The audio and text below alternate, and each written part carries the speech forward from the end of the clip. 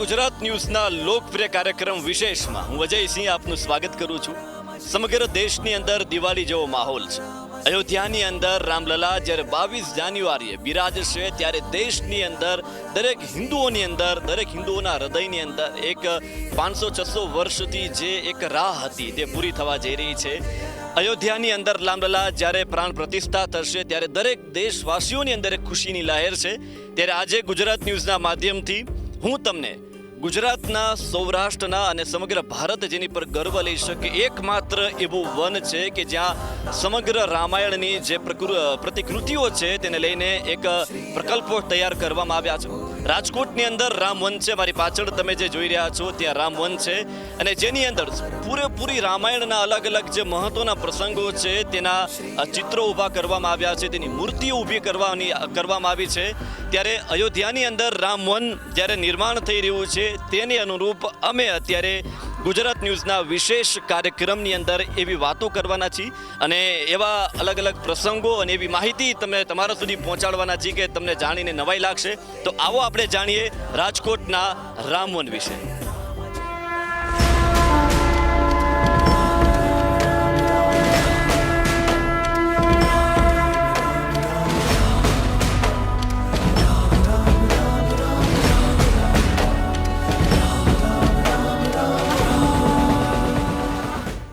ભગવાન રાઘવેન્દ્ર સરકાર રામવનની અંદર તમે જ્યારે આવો ત્યારે તમને ભગવાન શ્રી રામની બહુ જ મોટી એક મૂર્તિ તમને બતાશે અને આ મૂર્તિને જોઈને દરેક દેશવાસીઓની અંદર, દરેક લોકોની અંદર એક જ નાદ ગુંજતો હોય છે। નાદ કયો કે શ્રી રામચંદ્ર કૃપાલુ ભજુમન હરણ ભવ ભય દારુણમ નવ કંજ લોચન કંજ મુખ કર કંજ પદ કંજારુણમ કંદર્પ અગણિત અમિત છબી નવ નીલ નીરદ સુંદરમ પટ પીત માનવ તલિત રુતિસ ચિનોમી જનક સુતાવરમ ભજુદીન બંધુ દિનેશ દાનવ દૈત્ય વંશ નિકંદનમ શ્રી રામચંદ્ર કૃપાલુ ભજુમન હરણ ભવ ભય દારુણમ।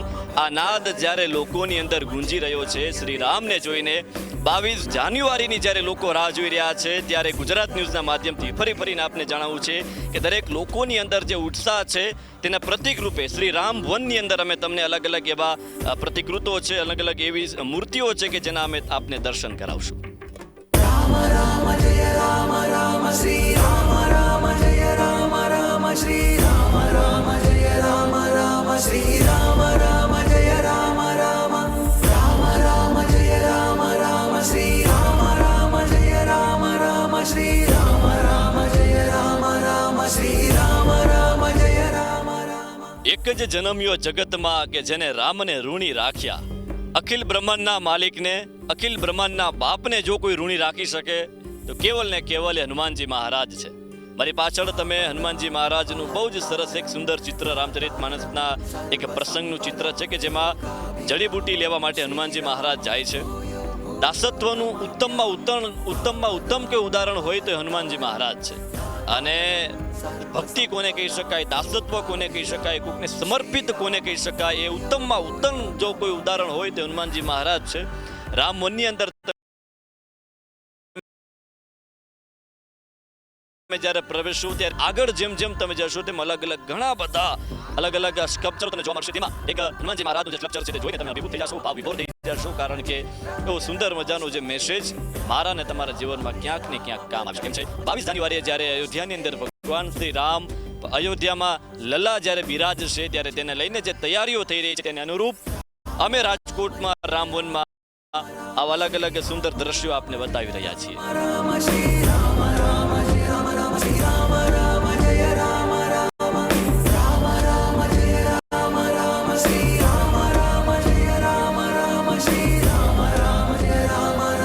રામવનની અંદર ભગવાન શ્રી રામના જીવન ચરિત્રના, રામચરિતમાનસના અલગ અલગ સ્કલ્પચરો મૂકવામાં આવ્યા છે। એમાં સરસ મજાનું એક પ્રસંગ તમે મારી પાછળ જે જોઈ રહ્યા છો કે જેમાં ભગવાન શ્રી રામ સોનેરી મૃગને જોવે છે અને સીતા માતા તેને લેવાનું કહે છે। આ સરસ મજાનો એક પ્રસંગ છે, તે પ્રસંગ આ દર્શાવે છે રામચરિતમાનસનો કે ને ત્યારબાદ આમ જોવા જઈએ તો રામાયણની સાચી શરૂઆત થતી હોય છે। અહીંથી રાવણની એન્ટ્રી થાય છે રામચરિતમાનસની અંદર અને આ એક સરસ મજાનો પ્રસંગ રામવનની અંદર આપને જોવા મળે છે કે જે રામચરિતમાનસના અલગ અલગ પ્રસંગો છે તેમાંનો એક બહુ જ મહત્વનો અને સુંદર પ્રસંગ જે અલગ અલગ મૂર્તિ સ્વરૂપે રામવનની અંદર આપણે નિહાળી શકીએ છીએ।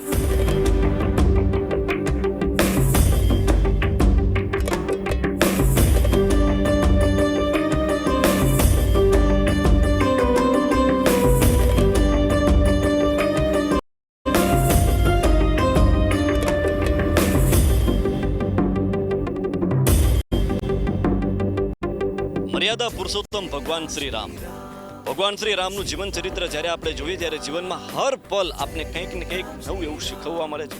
જીવનની દરેક સિચ્યુએશન જ્યારે આપણા જીવનમાં આવે ત્યારે રામચરિત માનસના અલગ અલગ પ્રસંગો જ્યારે આપણે જોઈએ ત્યારે તેમાંથી જીવનના બોધપાઠ આપણને મળતા હોય છે. એ રાઘવેન્દ્ર સરકાર, એ રાજાધિરાજ, ગઈકાલે એનું તિલક થવાનું હતું, આવતીકાલે એનું તિલક થવાનું હતું અને ડાયરેક્ટ એને વન પ્રસ્થાન તરફ આગળ વધવું પડે અને હસીથી આનંદથી જે વન પ્રસ્થાનને પોતાના જીવનમાં સ્વીકારી લે છે અને 14 વર્ષ માટે વન પ્રસ્થાન કરે છે, એ ભગવાન રામ પાસે શીખવા જેવું છે. એટલે ઘણી બધી એવી વાતો છે. ગુજરાત ન્યૂઝના માધ્યમથી, ગુજરાત ન્યૂઝના વિશેષથી આજે અમે આપને જણાવી રહ્યા છીએ કે ભગવાન શ્રી રામ તમારા અને મારા જીવનમાં શું શીખવે છે, શું એવા પાઠો છે કે જે તમને અને મને હર પલ ક્યાંક ને ક્યાંક કામ આવે. મારી પાછળ જે દ્રશ્યો તમે જોયું કે ભગવાન શ્રી રામ વન પ્રસ્થાન તરફ આગળ વધી રહ્યા છે, ત્યારે રામવનમાં અમે આપની ઘણી બધી આવી વાતો તમને જણાવતા રહીશું. श्रीरामं भूयो भूयो नमाम्यहम्.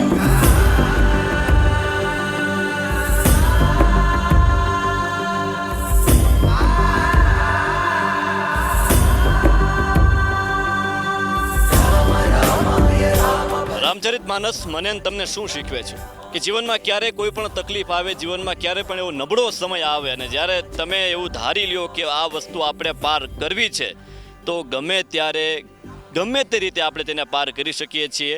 જ્યારે માતા સીતાનું હરણ થાય છે અને શ્રીલંકા જવાનું હોય છે, લંકાની વચ્ચે બહુ જ મોટો એક દરિયો છે, દરિયો પાર કરવાની જ્યારે વાત આવે ત્યારે દરેક જે વાનર સેના હતી કે શ્રી રામની સેના હતી તે ચિંતિત હતી કે આ દરિયોને પાર કરવો કઈ રીતે, પરંતુ એક સંકલ્પ હતો કે ગમે તે થાય આપણે દરિયો પાર કરવો છે. માતા સીતાને આપણે પાછળ લઈ આવ્યા છે, જે યુદ્ધની જે વાત હતી અને રામવનની અંદર તમે જે આ દ્રશ્યો મારી પાછળ જોઈ રહ્યા છો કે જેની અંદર દરિયો પાર કરવાની વાત છે, રામ સેતુ બાંધવાની વાત છે. નાની ખિસકોલીથી લઈને દરેક વ્યક્તિએ, દરેક જે રામ સેનાની અંદર જે મહાનુભાવો હતા તેને પોતાનું યોગદાન આપ્યું છે. અંતે રામ સેતુ તૈયાર થાય છે અને દરેક વાનર સેના છે તે લંકા પહોંચે છે. રામ રાવણનું યુદ્ધ થાય છે, વિજય પ્રાપ્ત થાય છે અને આસુરી શક્તિ ઉપર જ્યારે પરમ શક્તિનો વિજય થાય છે, દ્રશ્યો આપણી સામે આવે છે. રામવન અને અયોધ્યાની અંદર જ્યારે રામલલા બિરાજ છે, રામ મંદિરની અંદર એ દરેક ઘટનાના જ્યારે આપણે સાક્ષી થવા જઈ રહ્યા છીએ ત્યારે એક જ વાત મનમાં આવે છે કે જય હો જય સિયારામ.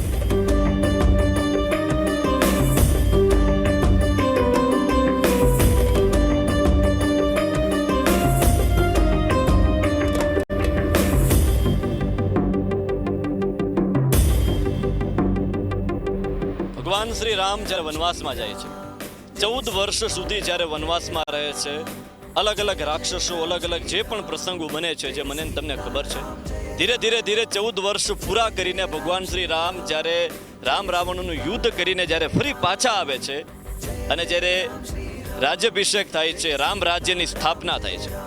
એવું કહેવાય છે કે ભારતને પણ એક રામ રાજ્ય જેવું દેશ બનાવવા માટે અત્યારે દેશની સરકાર કટિબદ્ધ છે, આગળ વધી રહી છે. અયોધ્યાની અંદર જ્યારે રામ મંદિરનું નિર્માણ થયું છે, ઘણા વર્ષો પછીની જે મહેનત છે તે રંગ લાવી છે.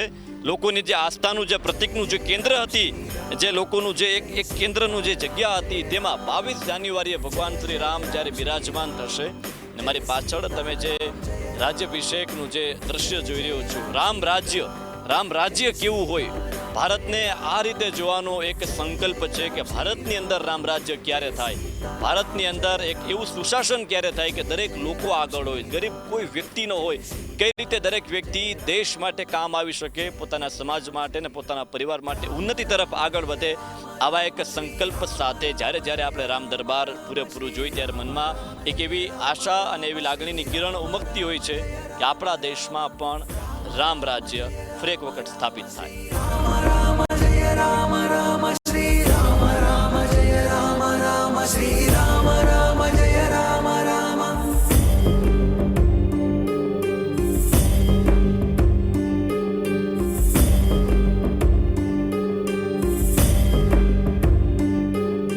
દર્શક મિત્રો, ગુજરાત ન્યૂઝના વિશેષ કાર્યક્રમમાં આજે આપણે વાત કરી રાજકોટના રામવનની, જે 47 એકરમાં ફેલાયેલું છે. અલગ અલગ સ્કલ્પચરો મૂકવામાં આવ્યા છે, રામચરિત માનસના અલગ અલગ પ્રસંગો મૂકવામાં આવ્યા છે.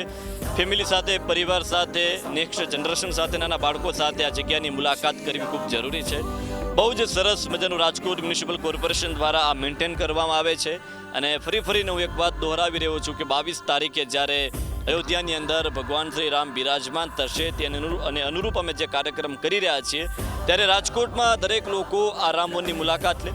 22 તારીખે અહીં ફ્રી એન્ટ્રી છે, કોઈ જ નિઃશુલ્ક તમે અંદર આવી શકો છો 22 તારીખે અને તમારા પરિવાર સાથે તમે આનંદ માણી શકો છો. ગુજરાત ન્યૂઝના માધ્યમથી અમે એવો પ્રયત્ન કર્યો છે કે વધારેમાં વધારે લોકો સુધી આ વાત પહોંચે અને એક આપણે ગૌરવ લઈ શકીએ, એક સ્વાભિમાન લઈ શકીએ કે આ આપણું રાજકોટનું રામવન છે, આ આપણા રાજકોટની ધરતી છે.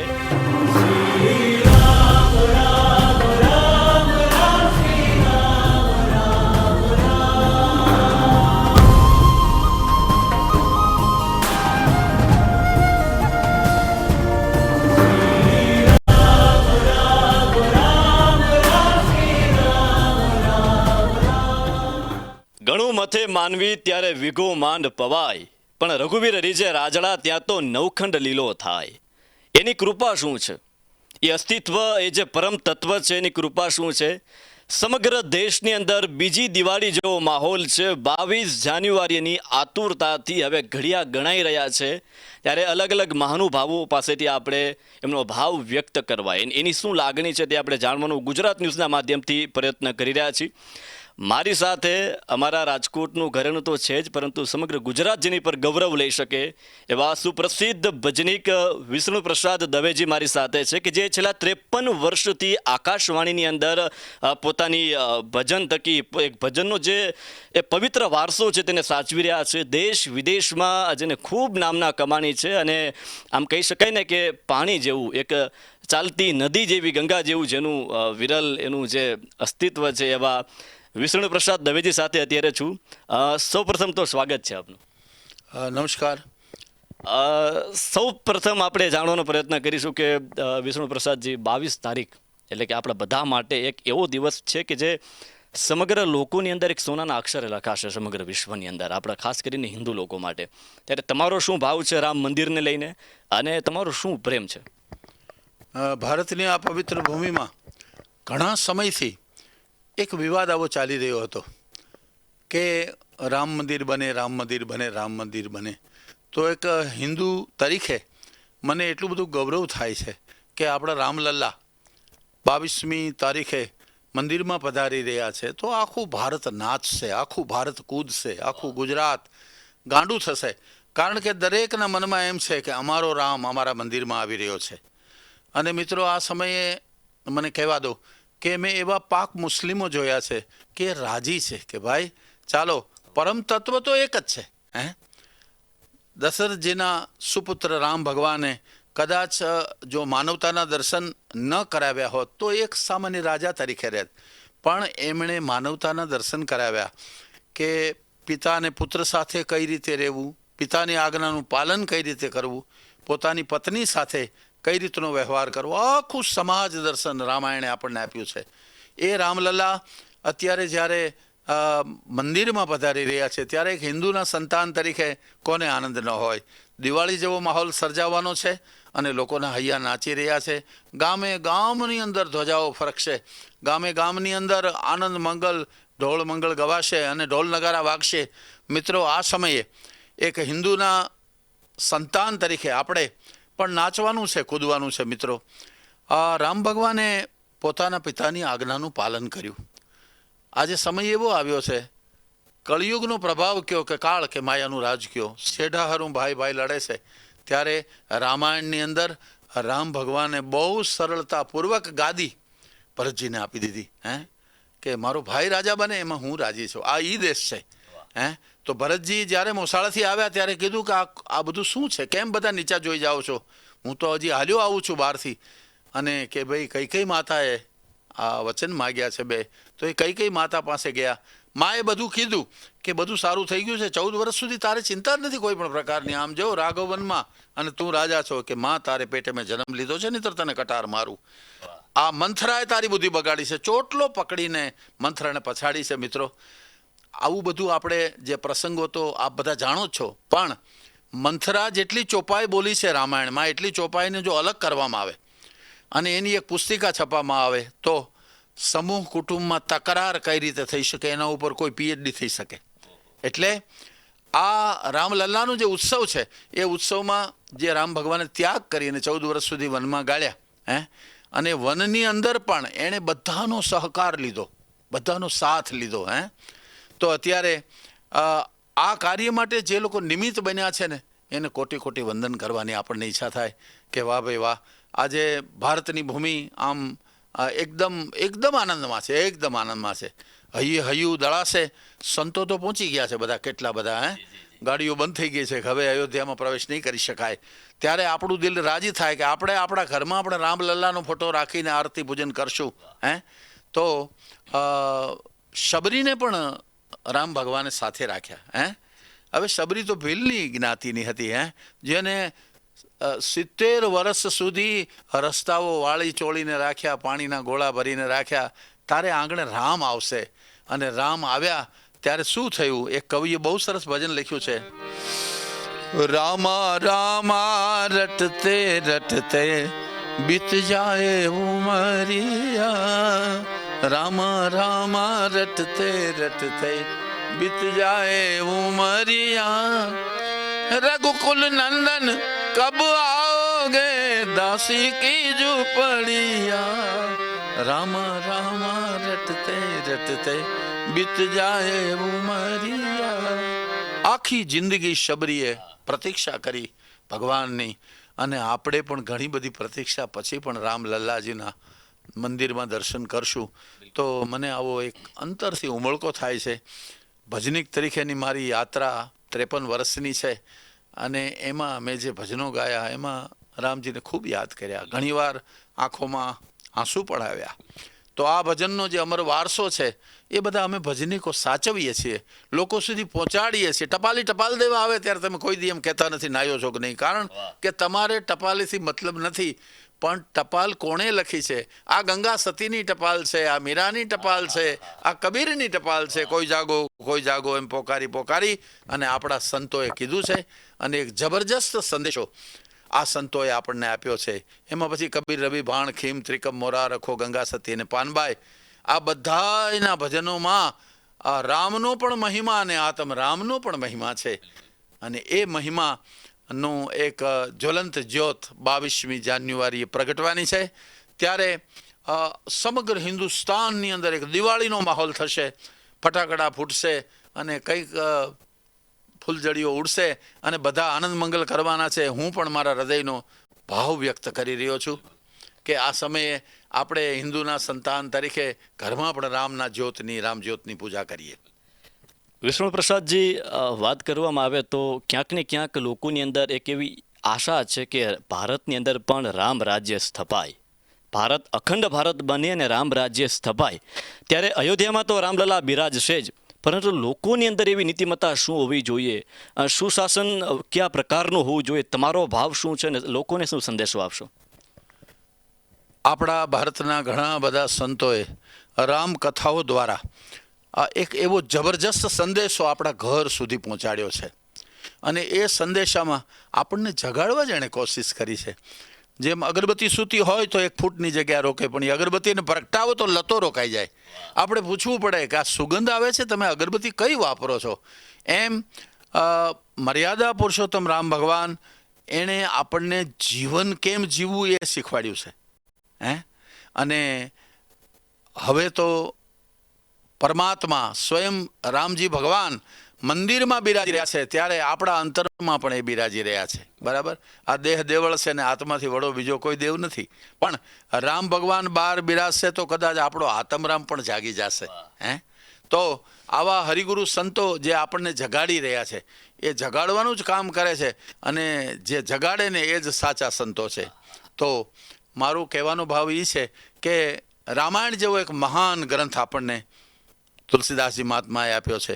એક શબ્દથી બીજો શબ્દ જોડાય તો એક પદ બને, એક પદથી બીજું પદ જોડાય તો એક વાક્ય બને, એક વાક્યની હારે 4 વાક્યો જોડાય તો એક ફકરો બને, એક ફકરાની હારે બીજા 2 ફકરા જોડાય તો એક પાનું બને, એક પાનાની હારે 499 પાના જોડાય તો એક પુસ્તક બને. જગતી પુસ્તકને રામાયણ કીએ. શરત એ છે જોડાયેલા રહેવું પડશે, છૂટા પાના ખારી સિંગ ડાળિયામાં વયા જશે. બહુ સરસ સંદેશો. શ્રી વિષ્ણુ પ્રસાદજી આપને આપી રહ્યા છે કે દરેક લોકોએ પોતાની નીતિમત્તા પોતાની જે પોતાના જે એથિક્સ છે તે ક્યારેય છોડવા ન જોઈએ અને જોડાયેલું રહેવું જોઈએ. કારણ કે એમને જેમ કહ્યું તે પ્રકારે કે છૂટા પાના છે તે ખારી સિંગ અને દાળિયામાં જતા હોય છે. છેલ્લો પ્રશ્ન આપણે એમને પૂછીએ કે ભજનીક તરીકે તમે એટલા વર્ષોથી આ પવિત્ર વારસો સાચવી રહ્યા છો, અનેક પ્રોગ્રામો કરેલા છે, અનેક પ્રવચનો આપેલા છે અને બહુ જ મોટું સમાજ માટે કામ આપે કરેલું છે, ત્યારે ભજન તરીકે કોઈ મુખડું કે આપનો ભાવ અમારે વ્યક્ત સાંભળવો છે, શું સંભળાવશો? ભજન ભલામણ છે, ભજન ઠપકો છે. હે આપણા શરીરમાં જે આ શ્વાસ ચાલી રહ્યા છે, હે તો એક દિવસ આ પવન પાવડી આમાંથી નીકળી જવાની છે. તો હમણાં એક મારી પોતાની જ રચના મેં બનાવી છે. ગુરુગમ ગાવડી રે હું તો લઈ ગગનમાં હેરી બની બાવરી રે હું તો લઈ ગગનમાં હેરી ગગન મંડળમાં ઉન્મુખ કૂવો અમૃત ભર્યા પાણી અમી કુંભ એક આભ મચુવે અમી કુંભ એક આભ મચુવે અખંડ જ્યોત પ્રગટાણી પવન પાવડી રે હું તો લઈ ગગનમાં હેરી બની બાવરી રે હું તો લઈ ગગનમાં હેરી હેત હિંડોળે હું તો ઝૂલું ઊભી સાવય જાણે હેત હિંડોળે હું તો ઝૂલું ઊભી સાવ જાણી આદિતણી ઓળખાણે આલમ આદિતણી ઓળખાણે આલમ એ જીવન લીધા જાણી પવન પાવડી રે હું તો લઈ ગગનમાં હેરી પ્રેમી પ્રસાદન પારસ મળ્યા પ્રગટી અમૃત વાણી પ્રેમી પ્રસાદન સદગુરુ મળ્યા પ્રગટી અમૃત વાણી અંતકાળે પ્રભુ આવજો વેલા અંતકાળે રામજી આવજો વેલા એ નહીતર થાશે ઘાણી પવન પાવડી રે હું તો લઈ ગગનમાં હેરી ગુરુગમ ગાવડી રે હું તો લઈ ગગનમાં હેરી પવન પાવડી રે હું તો લઈ ગગનમાં હેરી. બિલકુલ શ્રી વિષ્ણુ પ્રસાદજી દવે સાથે આપણે ચર્ચાઓ કરી. એમનો જે પ્રેમ, એમની જે લાગણી છે અને સમગ્ર હિન્દુઓની અંદર અત્યારે એક જ નાદ ગુંજે છે કે શ્રી રામચંદ્ર કૃપાલુ ભજુમન હરણ ભવ ભય દારુણમ નવ કંજ લોચન કંજ મુખ કર કંજ પદ કંજારુણમ. 22 તારીખની હવે રાહ છે અને આપ સૌને ગુજરાત ન્યૂઝ તરફથી જય સિયારામ.